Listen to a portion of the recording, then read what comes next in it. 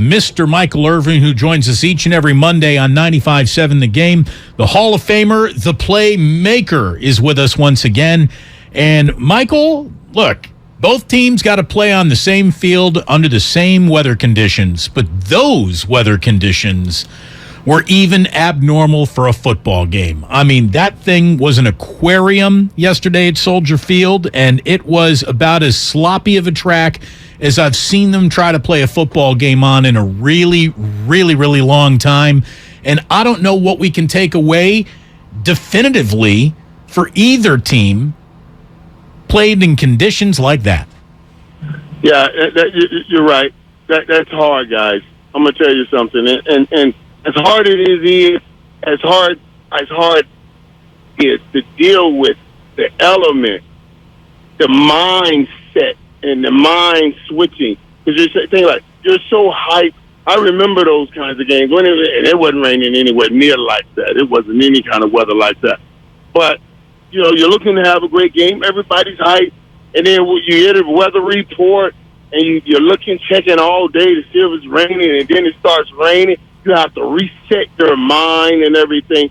So yeah, you know, there are things that you can see in that game that you can pull out of that game. But in those kinds of conditions, and when you're dealing with both young quarterbacks, you say we take the good, and you just kind of you deal with some of the bad. But in those situations, those conditions, you were going to have some bad.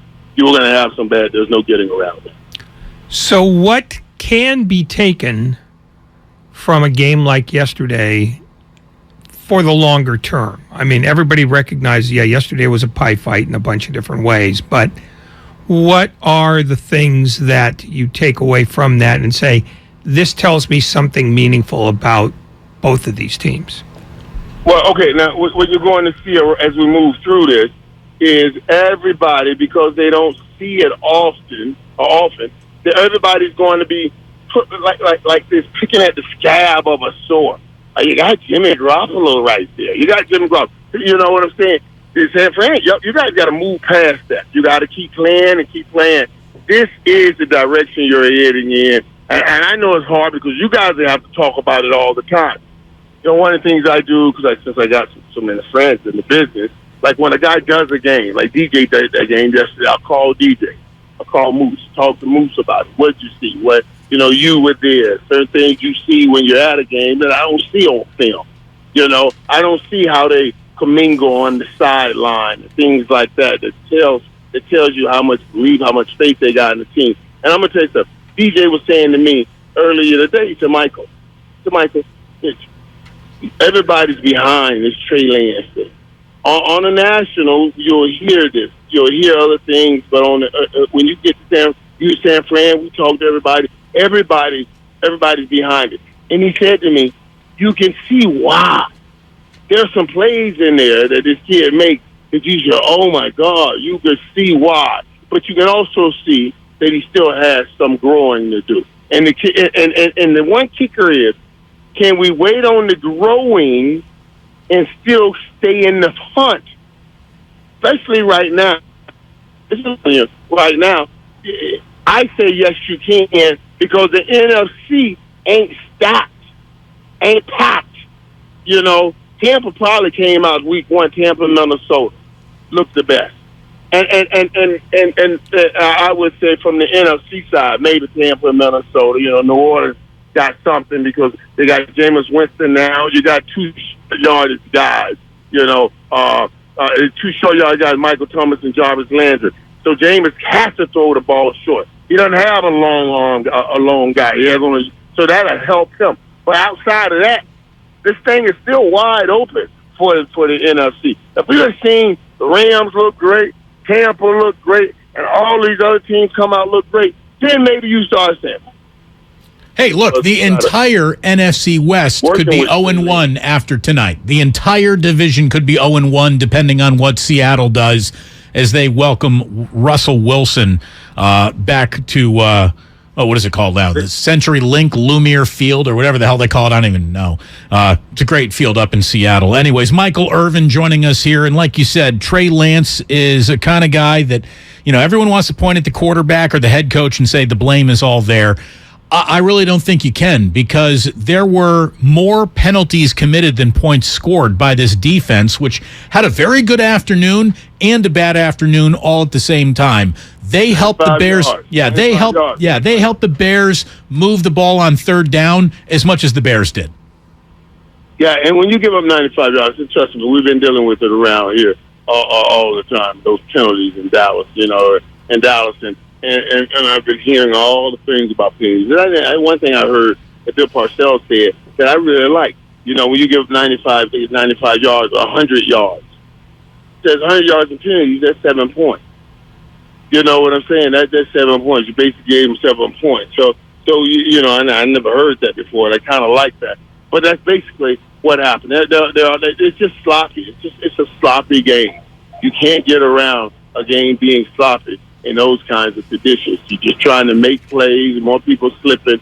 I don't think that's an indication of what San Fran is as a team right now. You just had to get through that game. Michael, was rain the worst element for you, or was it snow or mud? Because just about every NFL player who I heard asked about those conditions just said there's nothing worse than rain. Torrential downpour is worse than snow. It's worse than freezing. It's worse than it's 115 degrees on the field in Arizona. It's just the worst. Did you feel that way? Yeah, I can take all kind of heat. I ain't got no problem. We don't care how hard it is. I can do that. But I'm a Florida boy, D. So stop playing now. That ain't bad. But hey, when I was up in Green Bay, and every time you look at the scoreboard, it's flashing -8. I said, stop doing that. Stop saying that. Hey, that's hard for me. But rain, Troy, I'm gonna tell you something, man. Troy would come to me and say, hey, I don't know about today, buddy. I hope him is ready. We got to run it. Because he didn't like the rain. So I hated the rain because my quarterback didn't want to throw the ball in the rain. No quarterback wants to throw in the rain. So, yeah, it's the worst conditions, not for me, but for the quarterback, for all quarterbacks. So it makes it the worst condition for me because I got to catch the passes he throws. If he ain't throwing them, I ain't got no shot. The other thing that happened yesterday to the 49ers was they lost their best running back, Elijah Mitchell, for 8 weeks, which is coincidentally the same amount of time that the Cowboys are expecting to miss Dak Prescott. When you lose your best offensive player, and I'm not trying to compare Mitchell and Prescott, but when you lose your best offensive player for an extended period of time, how much adjustment do you have to make, and how much can you reasonably make given the fact that your roster at this point is essentially what your roster is? Right, but it's two totally different situations. I mean, listen, you go find your running back and try to and try to work with it. Kyle Shanahan can find the running back. He knows how to design some great run schemes. He can find the running back. And minimally as he could, minimal as he can, affect his team. When it's a quarterback, it's a different thing. The backup quarterback is not the starting quarterback. Now the receivers are affected because they're wondering, I hope this guy makes sure he makes the right throws and all of that stuff. You know what I'm saying? But that's not the case when it's a running back. So yeah, he's your best running back, and that's so funny there when I was just talking about that. That was the big loss right there. That was the big loss. But I believe you'll still find sustainable help in a run game. You got your quarterbacks back there. Those are the most important things. Developing Trey, and you got Jimmy just in case something happens. Now, since something did happen to Dak Prescott, I must ask you, Michael Irvin, is Jerry Jones, Stephen Jones, about to get panicky at all? Are they about to call the 49ers and ask about Jimmy Garoppolo? No. I don't think they are. Because the price, I think, would be pretty high, especially now. Nobody's going to just help you out, especially when they see that you need it. It's supply and demand. They know your demand is high, and they want to. Oh, no, the phone faded. And Michael's on fire today. He ran an out route. He did. He took that thing to the end zone. But I'm surprised he's just fully on the position of no. The asking price would be too much. We got Michael back. That was quick. Nice job, Lucas. Michael, you were saying no, they will not make a move for Garoppolo. No, they will not. I said the price is too high, and the more and more people know how much you need it, they need it. They run the price up. So I don't think they'll make a move for Jimmy G. I also wanted to squash. I tried on First Take today. This noise about going after Colin Kaepernick. Everybody, when you go after Colin Kaepernick, stop. Every time there's a quarterback getting hurt, we throw out Colin Kaepernick's name. He hadn't played for 5 years. Don't send Colin Kaepernick to Dallas. So I'm risking all of my blackness in saying all of this, but don't send Colin. I'll take Cam Newton before I take Colin because Cam played recently. But let's.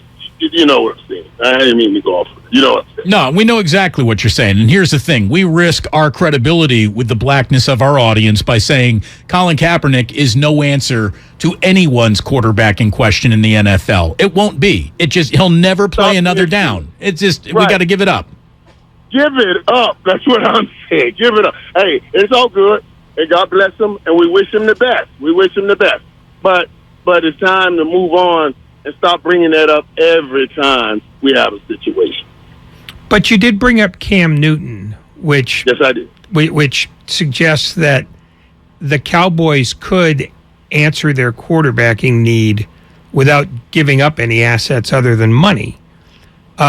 Is he then the obvious sort of go-to, not maybe just for the Cowboys, but for any team in the next couple of weeks that loses a quarterback? Well, yeah, hey, that's where I would look first. And especially for the Cowboys. And I'm only bringing up Cam because somebody just mentioned it to me. I was like, man, I should have used Cam. I should have come up with that because Cam's right. Let's break it down for the Cowboys. The Cowboys right now, you don't even have your receivers all on the field, right? Gallup is not there. Washington is not there. So you're going to be leaning more towards the run game anyway. Cam can help you with that. You ain't got to worry about not getting. I got to worry about keeping him healthy and making sure he doesn't get beat up. He's on his last leg. Beat him on down. Beat him on down in the ground on his way on his last leg. You know what I mean? And add to a running game. I don't mind looking into that. And you can get him because he's sitting at home. You can find him for a pretty good number, and I'd have to break a bank or do something crazy there because Cam wants to get back on the football field. And Cam Newton would love to put on a helmet that has a star on it. Michael Irvin here on 95.7 The Game. Were you surprised to see Deebo running with the ball as much as he was early in yesterday's game? Hey, no, listen. Absolutely not. Absolutely. I was absolutely not surprised. I told you guys about this. And they knew. Don't worry. Don't say anything about it. Let's just get him in the game. And when his teammates need him, he's going to show up and run hard. So I never questioned that. You don't question that when you know somebody loves playing football, and it means what it means to a guy like that. You know what I mean? You know, when it's time to play, he'll do what he has to do. How bleak are times in Dallas today? Have they already jumped to they've got to fire Mike McCarthy yet, or are they waiting a couple more weeks for that?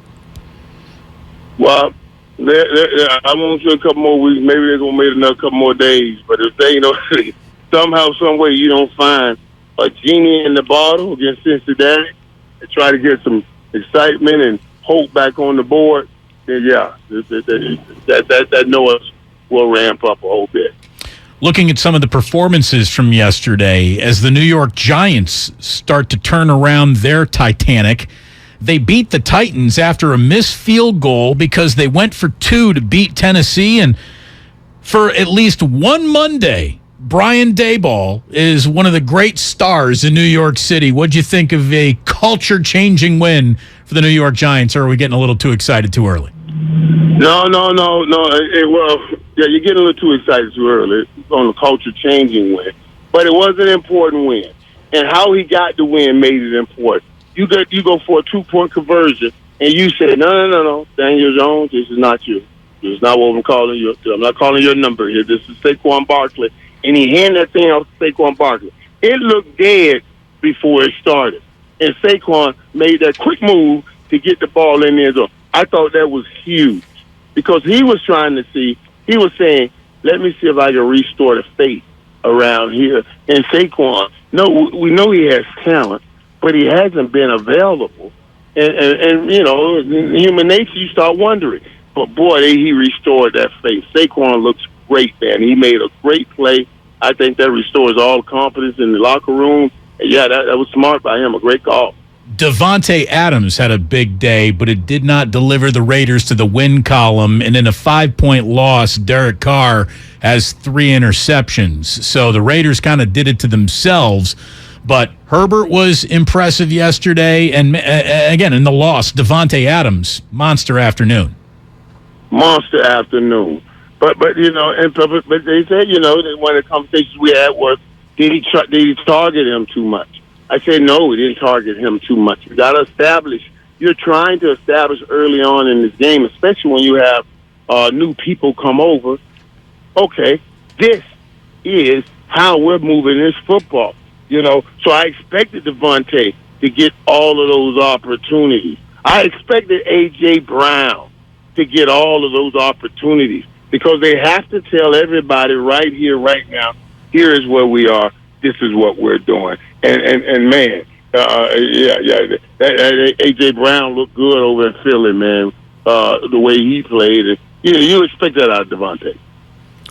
Who were you more impressed by overall? I mean, you did talk about the NFC, but the 2 teams I'm wondering about are Buffalo and Kansas City. Who looks more sustainably real after 1 week? Well, I'm going to tell you something, man. I'm going to take that Buffalo defense right now. That Buffalo and that defense, boy, and Vaughn came over to do just what Vaughn came over to do, Von Miller.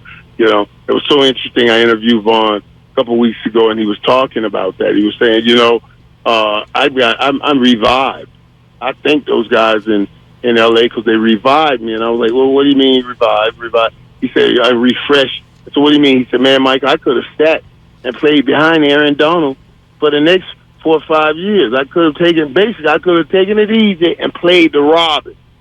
But they refreshed me so well that I want to go back and be Batman. And that's what he is now. He's another Batman in Buffalo. And he opened that season up. I'm talking about making those impacts in that first game to recognize and deliver to everybody who you are, where you are. That's what Von Miller did. We get those 2 sacks in that first game. Recognizing now, okay, I'm the leader of this defense. Y'all follow me. And that defense did look good. Pound for pound, how close is Justin Jefferson to being the best wide receiver in this league?